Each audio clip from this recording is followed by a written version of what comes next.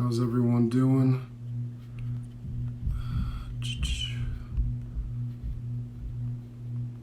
I know I'm going to spell her name wrong. She's going to kill me. Curls are out. Out. How's everyone doing? Hopefully everyone's good. We're going to have a lady in the building, so I decided to throw on some clothes today. Yes, the curls are rocking. As you can see, I get my hair cut tomorrow. Thank goodness.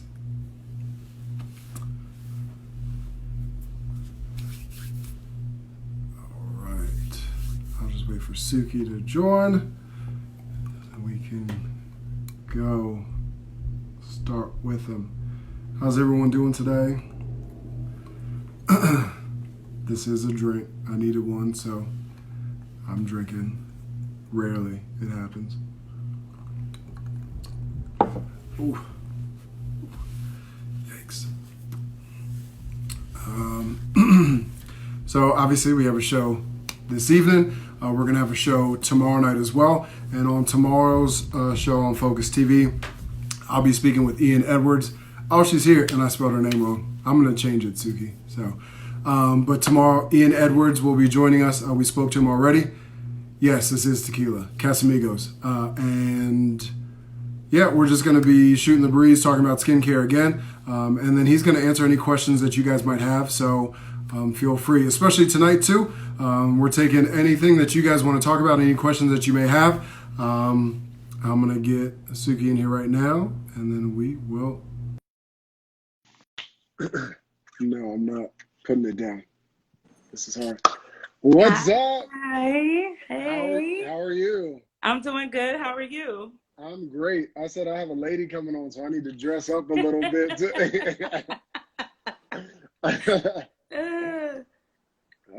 We'll give people a minute or two to join us, and then we'll get in. How's everything going over there? Pretty much, look, trying to maintain. That's all you can do right now. Combating racism and coronavirus. It's two pandemics. Who knew? Right. The school year's done, right? Thank God. Yes. Okay. Right. Yes. So they can hang out with their mamas now. Right. You guys were doing distance learning, or? Yes. So we did virtual learning. It started off really bad. But eventually kids got the hang of it and they got themselves together and everything was okay. But it was definitely a challenge. Okay. Yeah. I mean, I couldn't do it. I'm not getting on a computer and then teaching and doing all that. So it is what it is, but it worked out and you guys are done. So when are they still implementing going back after Labor Day or before? At right now, according to what I know, Baltimore City doesn't have a plan. Like the county is moving, right. The county's moving forward with like opening things, through phases. Okay, right. But the city is, I don't want to say behind, but I guess the mayor is just exercising some extra precautions. So when is that switch over? Because I know Brandon won. When are they supposed to? Do you know when? That's a good question. I have no idea. Yeah, because I know what I've seen and what I've heard is that there's been a little contention between Young and Scott coming in. So it's, again, I don't live in Baltimore anymore. Yeah. Hopefully, we don't know what the future, I don't know. I hope for whatever happens for politics for the city is that it's something positive in the benefit of the people that actually live here and not developers and, outside people. So I think the city at this point really needs to be shown some love. I'm not from Baltimore, so, I try to make sure that I'm conscious about that and sensitive to that, to the people that are from here. That's really, really important. I agree. And I think that goes for any city that's going through anything right now. Is like, if you don't live there, you really can't speak on it. But people have a hard time doing that. Right. Exactly. Which we're going to talk about tonight anyways, too. So I don't know if Dola's going to join, but make sure he's aware that I'm not trying to steal his co-host. So I don't want I don't want there any. No, he knows. He Okay. knows that I was coming on, so we already talked about it. He's actually in DC. He might be out being a hooker, hanging out, getting a drink or something like that. Oh, even better. Why not? Right. COVID's still out. Jeez. Right. Or chilling in the backyard. One of the two. But he's back at work, so he's rocking and rolling.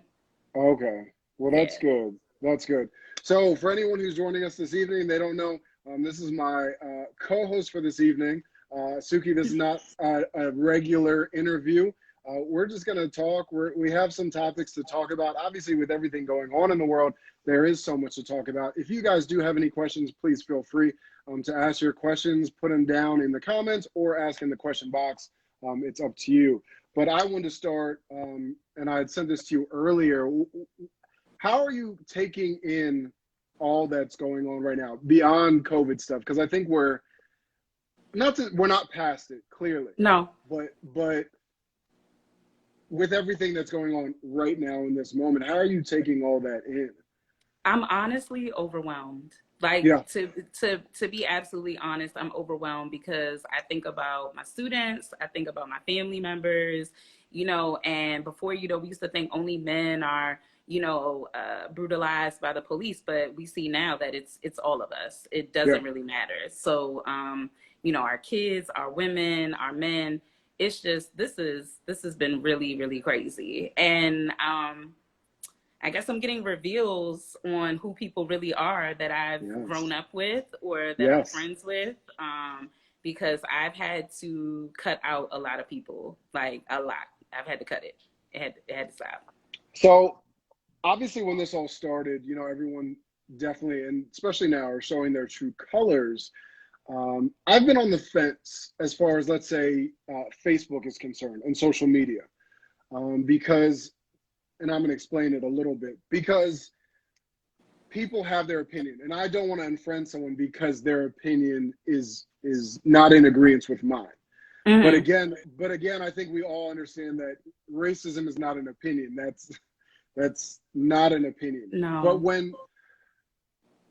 But I know there's arguments when people are like, oh, well, you have to educate them and you have to do this and you have to do that. How do you feel about that? Because I feel, and especially coming from education, and you're in education now, you teach kids on a daily basis. It's not our job to teach adults what's going on in this world. No. Being Black isn't new. You know what I mean? It's a thing that most of us have been living with since we popped out. So, I'm really happy that people want to be quote unquote allies. I don't know if it's really a genuine effort or if it's guilt because people are calling you out. I'm not sure. But whatever it is, at this point, we really do need unity. We need a lot of support. But to say that you want me, like, give me instructions, help me. I can't give that to you. I can't really explain the Black experience. I can't. There is going to be a particular point of, like, me explaining myself and the experiences that I've had where me and my counterpart will not connect. Like, they don't get it. Right. You know what I mean? I think that for us as Black people, even if you're biracial, because my mom is biracial, and even my family breakdown, I was always taught that nobody is going to look at who your grandparents are, all the breakdown of, if this person's Italian, this person's Black, society will identify me as a Black woman. You know what I mean? Like that's really what it boils down to. So I can speak my piece, but I think that a part of really wanting to be an ally is, it's your responsibility to educate yourself as well. I have a lot of friends in the LGBTQIA+. I hope I covered everything because I do not want to be disrespectful. Right. But in that community as well. And I don't think that it's their job to educate me about anything. If we're friends and I love you and I want to have a better understanding of how, activism and community efforts work, it's my job to do the research in support of them. So definitely. Yeah. I encourage the same thing for read. I think I've been saying it on my IG stories all for the past couple weeks. Like, I just want people to go read. Between that and I've had some arguments, and I'm past the anger point, because I think we all filled up with anger especially when the Floyd video came out and we Right. were all filled with anger. Now it's this, because I've gotten to a point where I feel almost much more empowered as a Black person. And I'll tell this, this is not a shameless plug, but I'll tell my story in my documentary that comes out July 3rd. But growing up, I wasn't, being raised in an Asian family, I didn't know, I never saw that. And I was never taught that. I didn't see my father, so I only knew my Asian side. And growing up, I really struggled with that because I had no idea where I fit. Because as any light-skinned person can attest to, we're not white enough for the white people, but then there are times we're not Black enough for the Black people. Right. And, it wasn't, and I say this, and I said this jokingly early on in my, my 30s, where I was like, I really didn't know I was Black until I was 30. Because I really wasn't exposed to a lot. I remember when I went to my first, I went to 2 PWIs. So there's one case. So I remember when I went to my first HBCU homecoming, I was like, oh my gosh, there's a lot. It's a lot. It's definitely experience. It is, but it was amazing because it was like, wow, this is really, it's not about the football game. Like it's, so it was eye-opening for me. And obviously you start to learn it and be proud of where you're, like my dad, learning about him, knowing that he came from Louisiana, coming from the deep South. Like I know those roots go way back. So yeah, there's been arguments on Facebook, and to an extent where I'm just like, okay, you have your point and I see where your heart is, and I'm going to leave it right there. Because I don't have time to argue with stupidity. Yeah, I've kind of just been on the wave of unfriending. Like that's okay. It's like, if you don't like it or you're not comfortable with what you're reading, unfriend it. And a perfect example of there was a post that said we as friends can disagree on a lot of things, but racism can't be one of them. Yeah. And let me just be clear, my unfriending has not been limited to my friends of Caucasian descent. It has been some of my Black friends too. Yeah. Where the stuff that they're posting is just, I don't know if it's a reflection of self-hate or like what you're exposed to. I'm not quite sure, but it's highly disturbing and it's alarming. The Black on Black crime narrative, I'm kind of like over that. It is a thing, and we're aware all cultures and races have murders in their communities. That's a thing. But to push that as a narrative almost kind of minimizes what's actually happening. That's what's problematic for me. So it's like, if my son was taken down by anybody at any point, for somebody to make a comparison to say, oh, well, people die every day, that kind of minimizes what happened to my child. You know what I mean? I don't think that any parent or any loved one wants to know, like, oh, well, these are the stats on what happens, X, Y, and Z. We clearly saw in that video that it was out of line. It was out of line. For a grown man to call out for his mother as the last thing, it's just that, come on. And, more importantly, we forget the bigger picture, like after funerals, because I just lost my dad prior to my birthday. Oh, wow. People forget to like check on you. And after all the hoorah is gone, this is taking worldwide media attention. But I think we forgot that this little girl doesn't have a dad anymore. Yeah. And the way in which, she may remember him is kind of like, that video of it going viral, that was a real time. She may not really understand right now, but eventually, we have to think about that. Like, this child does not have a father, and what type of resentment may she grow up with, or, lack of closure, or what, we don't know, but that impacts her. Yeah, as well. That's very true, and I'm glad you brought that up as far as distractions go. And I'm going to get to the Black culture in a second, because we need to have a chat about that. But I will say, first and foremost, being the biggest sports guy around, and I love football and all that, but I will be very okay, because I know Kyrie Irving had that call with about 80 other NBA players and said we cannot go back to work, because if we do, this is all going to disappear. And I'm 100% with Kyrie Irving. I'm 100% with them not playing a single down. Yes, as good as the Ravens are going to be, and they'll actually win the Super Bowl this year, I'm okay with them not playing an NFL season, because once these sports start, people will forget everything that we are doing right now, and they'll forget about the movement because they'll be distracted. And the biggest thing that those players can do is take money out of the pocket of those owners, because there's not a black owner. Michael Jordan, there might be a couple, there might be 2 or 3 in the NBA, but there's none in the NFL. None. And I actually, you know, when the Kaepernick thing popped off, I was never a fan of football anyway, but when that whole situation popped off, I wasn't supporting it at all.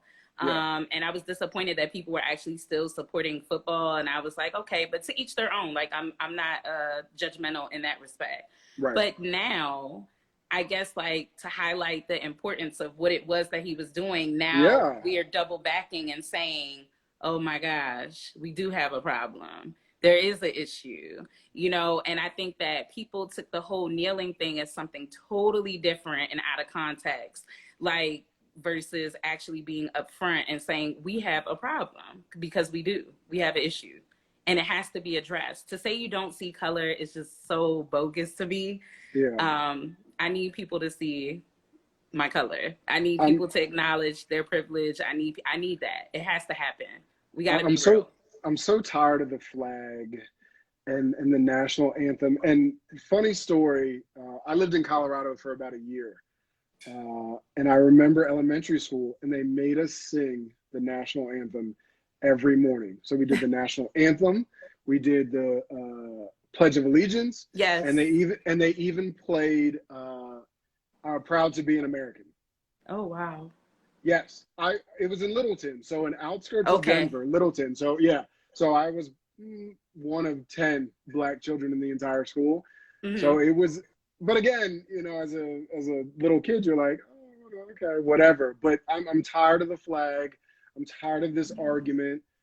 But then it makes no sense to me, because I feel like it's an easy out, when back in 2016, when he did it, and he said it's not about the flag from the very beginning. But people take that and run with it, you know, and it's too many contradictory statements. You know, you had people burning Nikes after he got that deal.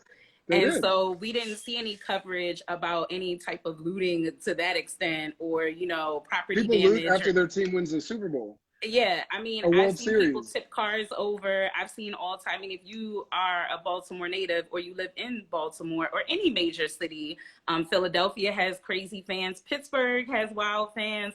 I've legit seen cars tipped over by drunk guys, you know, and it was never depicted as like, these are thugs, these are criminals, you know, it's just excitement, you know, and I think that that's kind of weird. You know, I think that no, nobody's okay with looting. But if at a certain point, I feel like nothing in this neighborhood belongs to me, I'm angry, I really don't know how to act out, how to respond, what to do, I'm a, excuse my language, fuck some shit up. Like, yeah, right. That's where I'm at. Everybody's emotions are displaced right now, because we don't know how to, we truly are like, we don't know how to fight back. We don't know what to do. We're oppressed in more ways than one.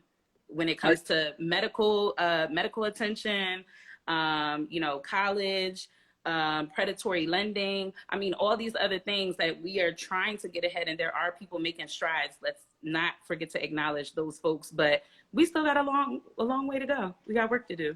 It's a lot. It's a long fight. It's going to take some time, because there's a lot of generations that have to be, I hate to say the word erased, but there are some things that do have to be erased, and that is as such. I did get into an argument with a couple close friends. It wasn't really an argument, but it was, I don't want sympathy. I don't think anyone's looking for sympathy. No. It's a bit of understanding, because when you tell me like, I'm ready for this, just everyone go back to work and everything, I just want everything to go back to normal. There will not be a normal. Nothing will ever be the same. And when I try to explain that for the past 2 or 3 weeks now, mind you, I do get up early to go to the gym, but I haven't been sleeping. I have nightmares. One night, the entire night in my head, I just hear the N-word over and over and over again. It is traumatic. Wow. Yeah, it is traumatic to wake up every morning to think to yourself that you're going to see something on the news about another Black person being killed at the hands of a police officer.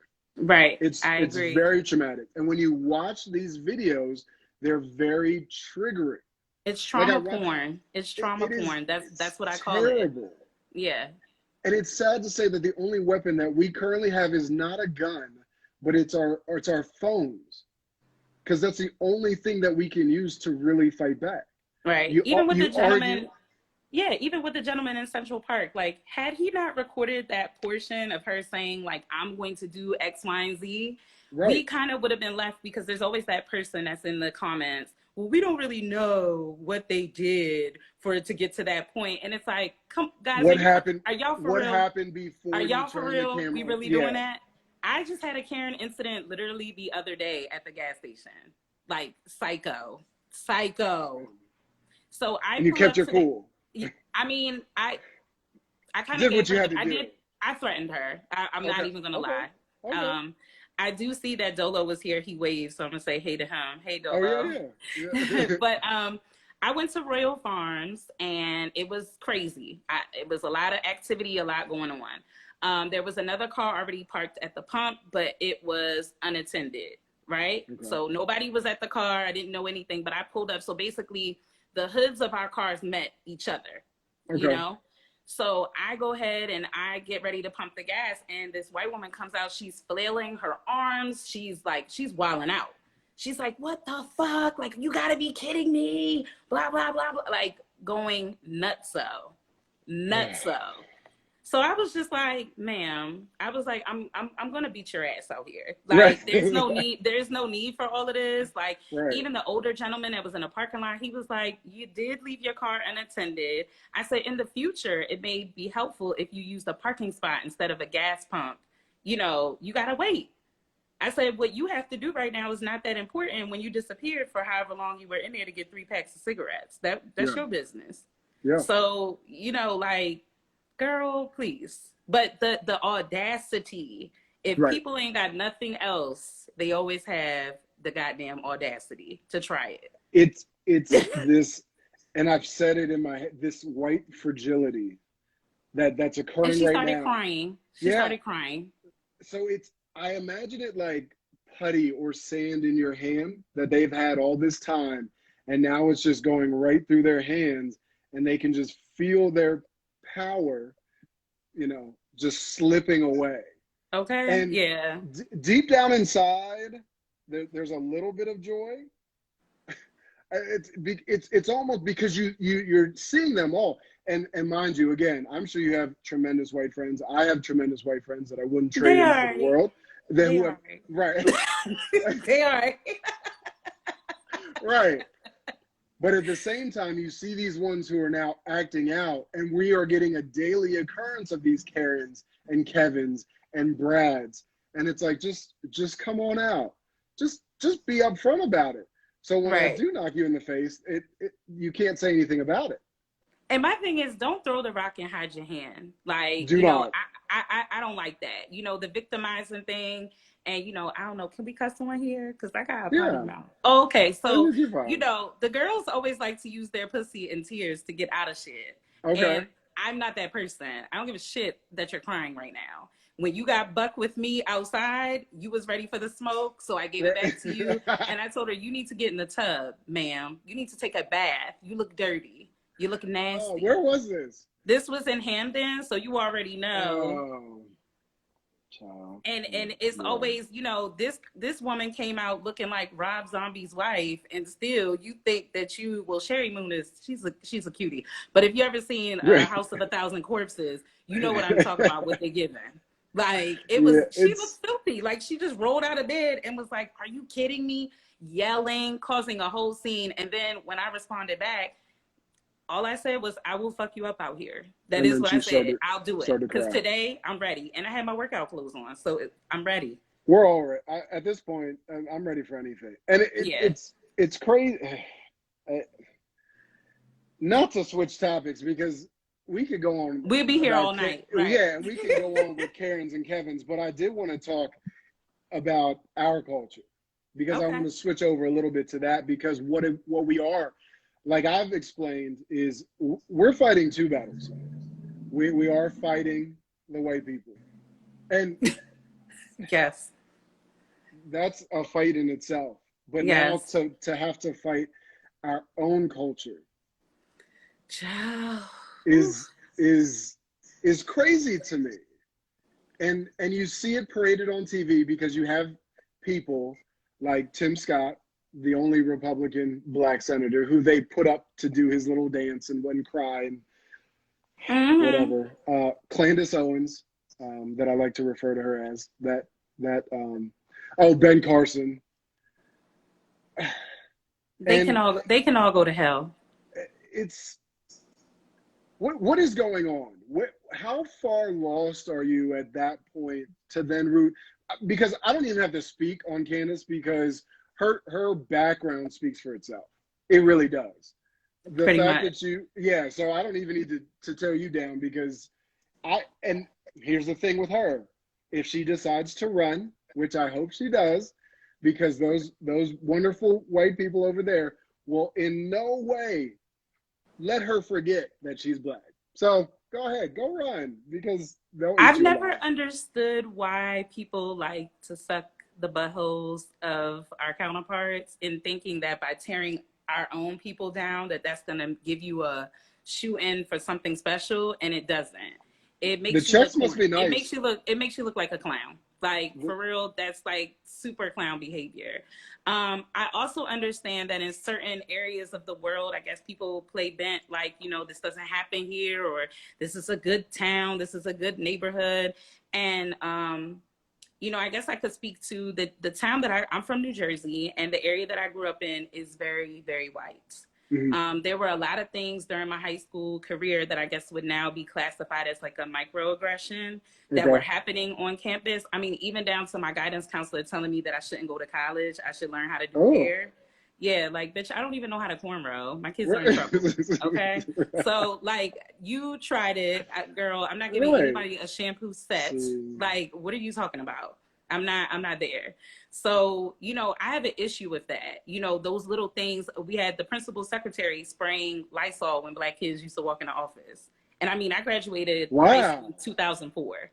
So that wasn't that long ago. Or the neighbor over from me where I grew up with his daughter, and I was in a house and he was calling people niggers, and I was in the living room, and she responded back like, well, Dad, like, he was like, oh, well, not her, she's not like that. So I know Dolo here said he thinks they're ignorant to black issues. They know. That's and I agree with you. They know, and they again know. One the check has to be right because. And I hate keep referring to her because I feel like it's Bloody Mary. I keep saying her name; she's going to show up. But Candace was a staunch Democrat. She was a staunch liberal. At 17, she sued 3 white boys for discrimination and won with the help of the NAACP. And now she hates the NAACP. She hates her blackness, but again, she's married to a white British man. So, well, there you have it. Sometimes I feel like self-hate is at an all-time high for our own people. You can't, the whole thing with Black Lives Matter and all of that is that we always try to create all these subdivisions within ourselves. I kind of talked about this during our show last week. If you're gonna be for us, it's everybody. You can't pick and choose what group you want to represent and what you want to. It doesn't work like that. So when it comes to the trans population, the lesbian, gay population, whatever, when I tell you that I feel like Black Lives Matter without a doubt, that's everybody. I don't give a shit who it is. And I think that we need to get to that space and stop trying to divide everything within each other, because that's a historical thing. That divide and conquer thing. And I'm not asking for all of us to kumbaya and hold hands and have s'mores, but at least just respect people for their right to be able to exist. Somebody being gay or bisexual or lesbian or trans, why does that bother y'all so much? That's what I be trying to figure out. They're just trying to exist. Like, people just want to exist as themselves. Why is that so problematic? It's 2020 and we're still having the light skin, dark skin debate.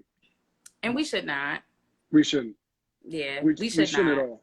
We're all black. We really should not. We should be off that. At the end, and I saw a great meme when all this was starting, especially when Atlanta, because Atlanta was the first dibs, and that's where, because that's Wakanda, right? So that's where everything, because that's what T.I. said. But it just pains me because we're trying to fight one battle while again trying to fight another one. Right. And like and within ourselves, and it's like, can we hold this off? Because there is internal strife and things we have to work on as a culture, but we can get to that after this is done. Right.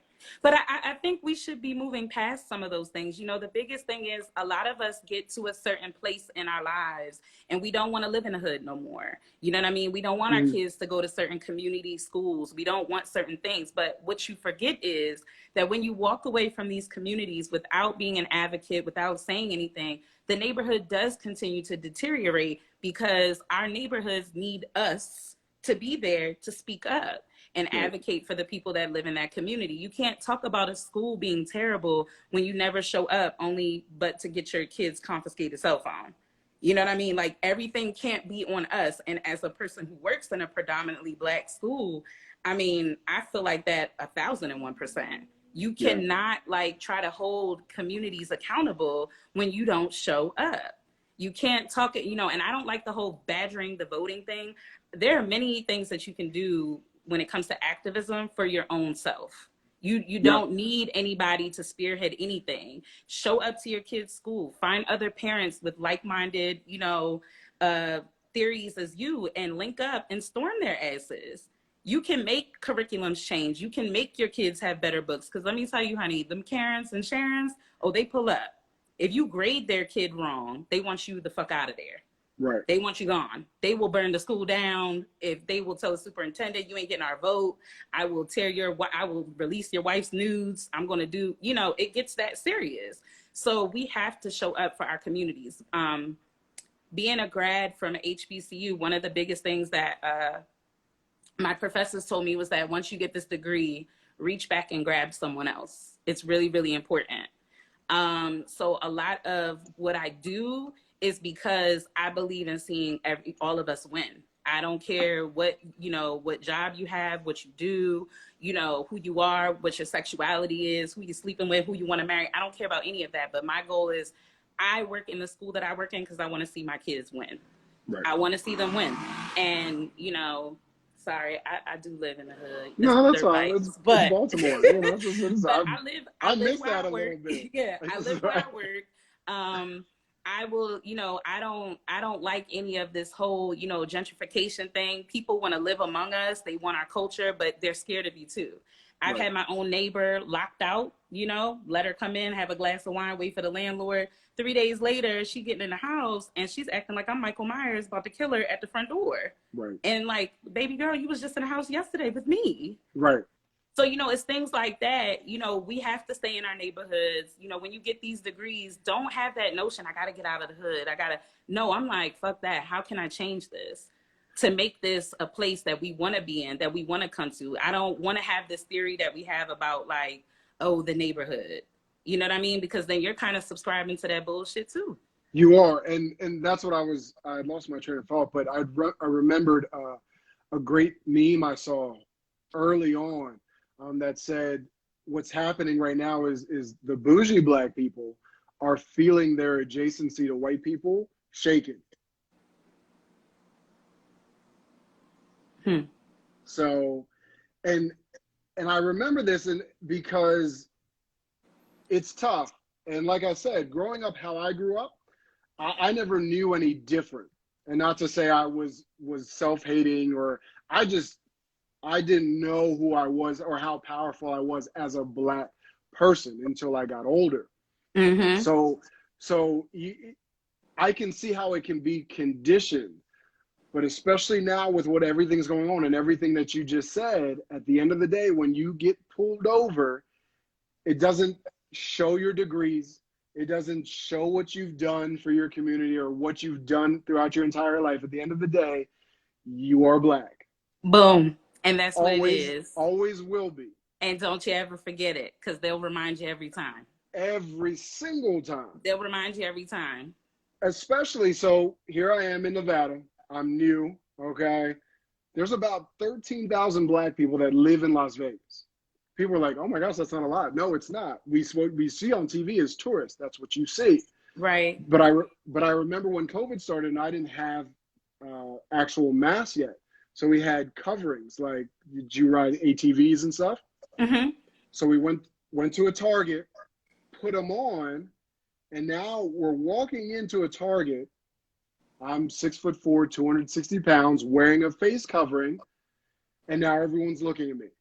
I now have to risk my life by taking this covering down because I don't want anything else to come from that because of what you see. And that's the crazy part about it is there's all these people in here in Target. I don't need to rob. But you know what? The most important thing is to remember this. In all your glory as a Black man or a Black woman, take up space. Take up all that space. Take it Very up. true. I'm going to constantly come into rooms where I'm not welcome. I'm going to constantly come and sit at tables that you don't want me at because my opinion does matter. It is valid. You have a lot of people that don't look like us, that make decisions for us, which is terrible. But I'm coming in and I'm taking space in every room. And I really do encourage everybody to do the same.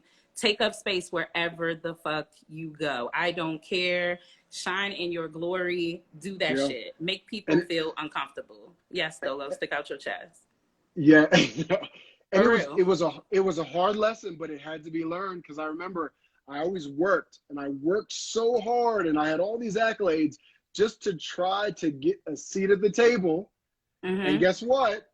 I get a seat at the table and everything's great. But once you step out of line one time, they remind you who you are, nothing about what you've done, and then they kick you off the table. So at this point, I'm making my own fucking table, and I'm going to sit down at it, and whoever would like to join me can join me. Right. Other than that, and I'm let's keep be it clear, moving. most of these companies they're aware that our buying power as Black people is monumental, okay? So that's why we have these things from Call of Duty, from Amazon, from Netflix. Watch these films, do this. Like, again, we did not just drop like a pair of fucking Jordans yesterday, okay? Like, I think people were saying, like, we didn't just come out. Like, we didn't just come out of the closet like, oh, we've been here, everybody, you know, we're Black. Right. So a company, you know, I was really disturbed at people posting that in their stories. Like, look at Amazon, y'all take anything, like anything, right. You know, even the Black Lives Matter painting on the ground, that's not enough for me. It's not enough. When we don't have women dying in the hospital, when we don't have, you know, we have access to equal education, healthcare, loans to purchase properties and businesses, then we can talk about some shit. But until then, continue to paint, girl. Good night. Like, thank you so much. That's it. And most people utilized it as a photo op. They were doing boomerangs and shit down there. Like, you know, there are a lot of people that don't take any of this seriously because unfortunately we live in a society where nobody's impacted until it directly affects them. Correct. And that's where we have to move away from. We really have to move out of that space. If we that's hard. Have some compassion, I mean, then so be it. You know, like, but that's really what we need is compassion. Like that whole, I don't like it. I don't like it. Somebody said, what about Netflix contribution to HBCUs? That was cute. Yeah, thank you. But he only gave it to Morehouse and Spelman, two of the richest ones, right? There's 107 HBCUs. They're private. Yeah, and there's 107, I believe. Is it? Or I know there's 42 major, and then like there's a whole. But there's a whole like I know you were asking, Edgar. Like, yeah. We're not. No, I know, boo. I was just saying, like, yeah, that's nice. I mean, we gonna run up the check, but like, come on. And it goes back. It goes back to, and I know it was a joke because we're old. Not aging you, but we're old enough to talk. Right. We're old enough to talk about when they talked about reparations a long time ago when we were kids, and everyone made a joke out of it. But now it's looking a little more serious because it's like, oh, we want this to stop. My thing is, it's going to take more than money. If I had to read about goddamn Anne Frank, y'all going to read about Kunta Kinte too. That's where I'm at, because I'm tired of her and her goddamn diary, okay? So I want everything. If we want to teach something, I want it all. Like, listen, I wish I would have learned about Malcolm. Why you got to teach me I'm okay? So you can keep me subdued? So I can just march and pray and exactly. And preach? No, I want to learn about Malcolm. I wish. Sure. Exactly. This would have ended a long time ago. We wouldn't be in this situation. That's the thing. You want to try to subdue things, and you want to try to just sweep shit under the rug and think it's going to go away. Just like if we bring sports back. Oh, it's just going to go away. Fuck, it's not. Right. Yes, Emmett Till. Okay. Yes, that's what I'm saying. Right. Like, I mean, our history is terrible. You know, Americans love to say our American rights, my white rights, my rights. Like, all y'all give a shit about is the burpees. Like, when I saw people in Jersey, like, protesting the gym and shit, we got, like, real shit going on. And they're like, you're taking my human rights to work out. That is privilege. Are you fucking for real? If you don't take your ass to the park and do some damn burpees outside, it's never that deep when people's lives are at stake. Not just with this pandemic, but racism as a whole. We got a problem. We got a problem. That's it. And until we choose to address it, yeah. Do you think in the South, predominantly Black schools or schools learn more about Black history? Ooh, hey, that's a great. I couldn't ask that. I couldn't answer that. That's a great question, though. AP, you went to school in the South. Did y'all learn a lot about Black history? She's in here. I just saw her. I doubt it. I mean, I would hate to assume, but I would doubt. Well, there is a special on Netflix with Chelsea Handler. And there is one part of the series that talks about, like, Chelsea does racism, right? Yeah. She had a Black boyfriend. When she interviewed people from the South, in the Deep South, their depiction of, like, racism and stuff was very distorted, where they were like, the people of color were good people. You know, we let them eat with us. We let them almost as if it was like a favor. You know, history books try to depict slavery to be one way, but it wasn't like that, you know, and this came out of these people's mouths while they were recording. Yeah. That is bogus. That is crazy. You cannot tell me that when babies are thrown in the water for crocodiles or for alligators to eat, that was a good time. Or the Mandingo fighting, that was a good time. Like, well, was it the Chick-fil-A guy, or someone said, the pastor said, it's white blessing, not white privilege, right? We want to change. Yeah. So I'm going to say this on this, because this is heavy. And again, we could be here for hours talking about this. And I want to get into some not fun stuff, but some other stuff. But I had this conversation, and anyone who believes or has their faith, and whatever faith that you believe in, know this though, because, and I know, Sharpton had said this, and I don't know if a lot of people were listening, but I'm going to remind them again, that the Lord was not going to send us a Rhodes Scholar or someone filled with degrees in order to do this type of work. He sent us a George Floyd. He sent us to someone with a background. He sent someone dark-skinned with big lips and a big burly guy to fight that narrative. And then on top of that, and again, Rayshard Brooks, just another one, didn't deserve any of that. At all. But again, he's not going to send us angels. Right. And they're not going to be perfect.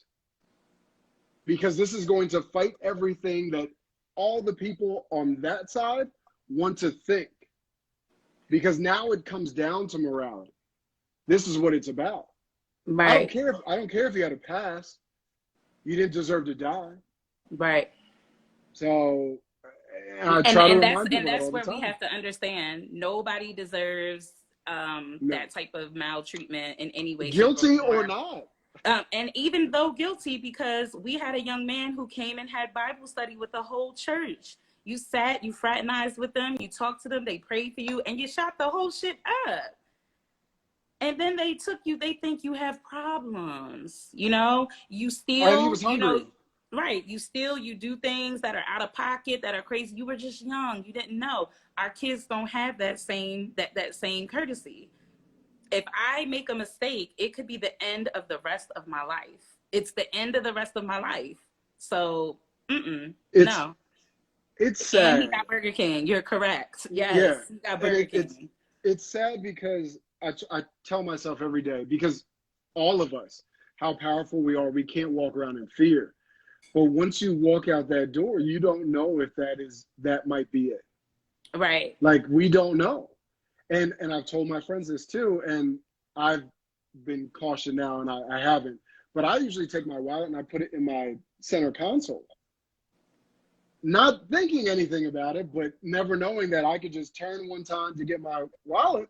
This guy thinks I'm reaching for a gun, and that's it. So it's like, and that's the things you, as a white person, you don't see. You'll never see. You'll never get randomly pulled over just for being black. Right. Or somebody assuming that you can't afford where you live at or the car that you're driving. It's trifling. I've gotten that. I've had a cop ask me, "Is this your car?" What the fuck? Yes, this is my car. Why is that relevant? And sometimes, I want to say, no, it's my drug dealer boyfriend's car. Like, come on. If we could, if we had the ability to resist, to talk back to a cop, it'd be done. Shit would get real. It would get real. But that's what they don't want. But like I said, white people do it all the time. But we could stay on this all night. But I wanted to switch the topic a little bit. Okay. Because Simone. So the first thing I'm going to start with is her statement. And I get it. I understand her statement. Now I don't know how much of an entrepreneur she is. But she said that she couldn't date someone who works a 9-to-5 because they wouldn't understand her lifestyle. Obviously, staying up till 3 a.m. did not help you realize that you plagiarized that goddamn book, girl. So, here we are talking about all these emails that you were checking at 3 a.m. and you did not know that your book was plagiarized. See, I can't. Like, the whole world of influencers is just like crazy. It's insane. We really don't even know what the hell an influencer is. And I'm going to be all the way real with you. There are more people with less followers that, are more impactful than the people that have all these followers. It's very superficial. Yeah. You know what I mean? I think that in creating the energies, the vibes, the manifestations and all of that, you need to take a look at what the hell you producing, because you done put out some bullshit that belongs to someone else. So now what you gonna do? And how you gonna clean this up? It was like paperback.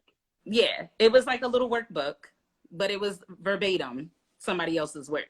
So, what I didn't like was that celebrities came to her comments in that video that she posted and was like, girl, I get it. I feel you.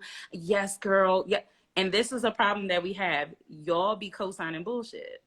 Y'all co-sign bullshit. We do. As a friend, if my friend plagiarized or created something that was not their own content, or you stole it, I would say, hey, yo, that was dirty. You need to either refund the money. Like, we ain't doing no, press run about how you messed up and what your team did. Cause she did, you're right, Dolo. She did blame it on her team.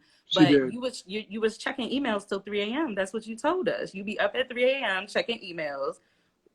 This was an oversight. You missed the email. It sounded to me like she wanted a dude that's just flexible, a flexible schedule. Like, right. I don't have anything wrong with the 9-to-5 dude. I'm totally okay with that. Yeah.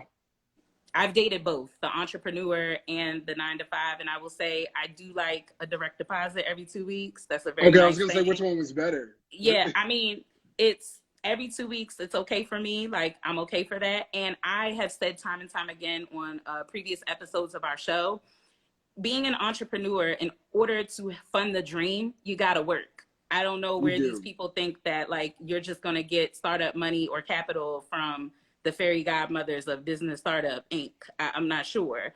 But in order to have success, you got to fund the dream. And if that means that you have to work or wait tables, I have bartended to reach a goal. I have worked a second job to get a goal. There are entrepreneurs that work full-time jobs just for the benefits. Yeah. So that they can see doctors. So, you know, to create this narrative, and we're taking advice from people who you really are just fresh to the world yourself. So like, I don't know if we should be really listening to you. I never thought, I never thought she was funny.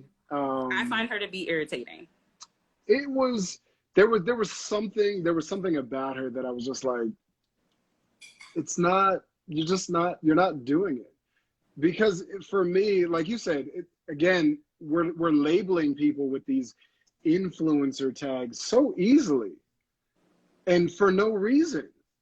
And so what just do you because do? I have over exactly. Yeah. What do? You don't do anything. And these Nothing. are people that, like, you know, you make, she's for the kids, but I'm just worried about the message that she sends, because what kids? I guess the children, the young people.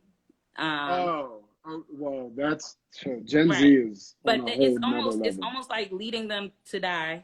Like, that's how I look at it, because a lot of these kids think that I'm gonna be this influencer. The more shock value that I could create on my page, the more followers I'm gonna get. The more, like, come on, no. It's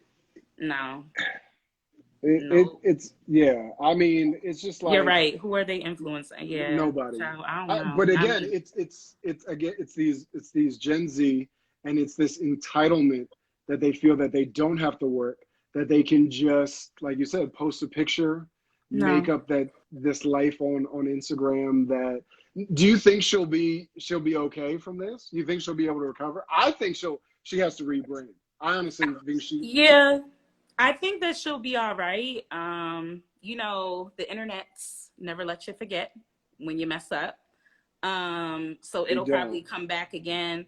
I don't know, but I think that in creating a book like this and going on this tour saying I am about manifestation, well, you manifested someone else's words. And so, like, I don't know how I feel about that.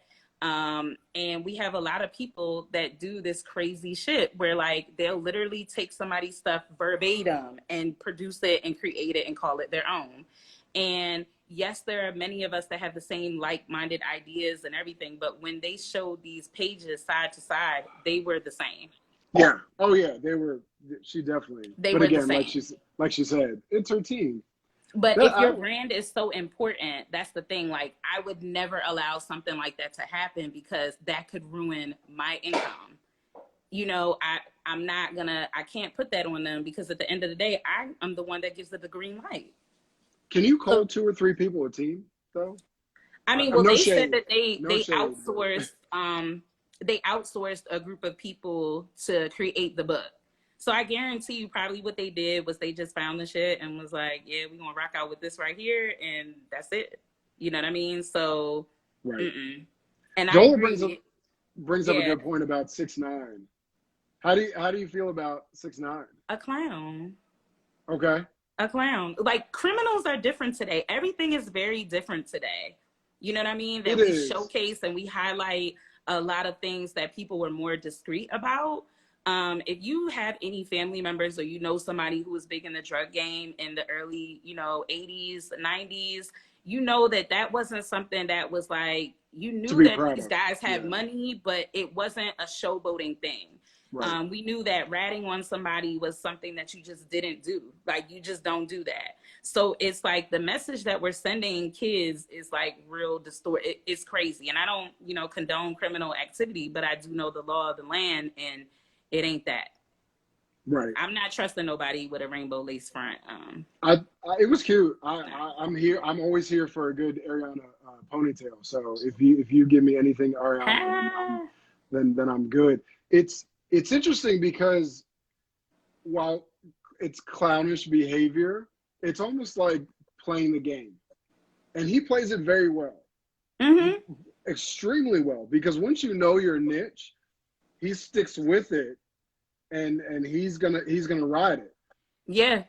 But then also, because I'm a Nicki fan, I can like Nicki. Her working with him is interesting to me too, because that almost makes her co-sign on the things he does. She's about the bottom dollar. Nikki is still, in her bag. Who wouldn't be though? Yeah, I mean, and that's fine, but you have to think about even with people with regular, let's call us our 9-to-5ers, right?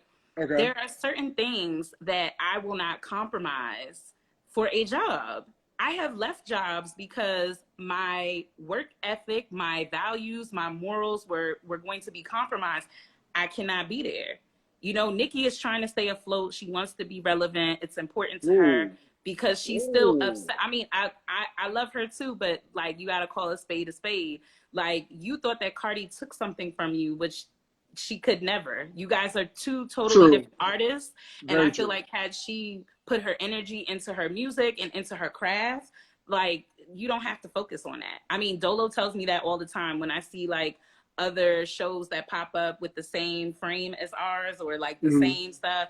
It's like, I'm learning that, I have to kind of just focus on me. I can't really focus on somebody stealing another design, like, because once they're on that, we're on to the next thing. You know what I'm saying? So it's like, you have to think about it. Cardi was never going to take anything from her. She definitely wasn't. She's not around. She's not around now. So I would definitely not be worried about her because. Yeah. So, she wanted to, stay relevant. That was important to her, and whatever it takes, she's about the bottom line. And I just wish that she wouldn't sacrifice that because she is, outside of all of the bullshit, she is a good artist. But will these moves later on in her career that she's doing now, I mean, do you think they'll affect her? I mean, I don't think so. No. She's done everything. She's done a lot. Yeah, I mean, you still have people who are hardcore fans for any artist. You know what I mean? They're hardcore fans. So some people, just like, I hate to bring it up, but R. Kelly, there's some people who are like, I ain't gonna stop listening to Step in the Name of Love. That ain't got nothing to do with me. Ignition. I don't like what he did. But, you still have fans that can't let go. So they're like, I guess I'm going to keep doing that. But to each their own. I can't listen to 12 Play the Same anymore. True. And that was my shit. I think the only thing I listened to was the Ignition remix and just learned every word in college. Like, that was pretty much that was pretty much it. That's like the only R. Kelly. Oh, and then I Believe I Can Fly, but that's that's besides the point. So, but that also brings me into the next topic of what we're seeing a lot now, because on the realms of B. Simone, I wanted to talk about Doja Cat because we're seeing a big trend in cancel culture now, and how quickly we can cancel some people, but then some people we cannot. And we have a minute 50 remaining. I didn't realize it was that long already. So, but go ahead. Look, I used to love me some Doja Cat. Baby girl, you fucked up. That's where I was like, bro, come on. So it's just like, you got to remember, Twitter digs up everything. The internet digs up everything. Stand your ground in what you say and what you do. So as long as you out here putting out whatever and you stand in that, keep it like that. But don't double back on it and say, no, I didn't mean that, because you meant it. For whatever the reason was, you meant it. So don't play that game. That goes for all these people apologizing when they say shit now too. Right. And I mean, you have to understand, we're all entitled to our own path, our own opinions, everything. But people hate cancel culture, I think, sometimes because it holds people accountable. You can't just say, you can say whatever you want, but like, understand that there are going to be consequences. It is going to be certain things. And what I don't like is that you speak on something and then you want to take it back. Right. If I said what I said, I meant what I said, period. That's it. I ain't going to give you no apology. I tell people all the time, I ain't apologizing for something that I ain't sorry for. I agree. I'm going to end this one. We're gonna come right back on. So just join us right back because we got 30 seconds on this one, and we'll be right back on. Okay, cool.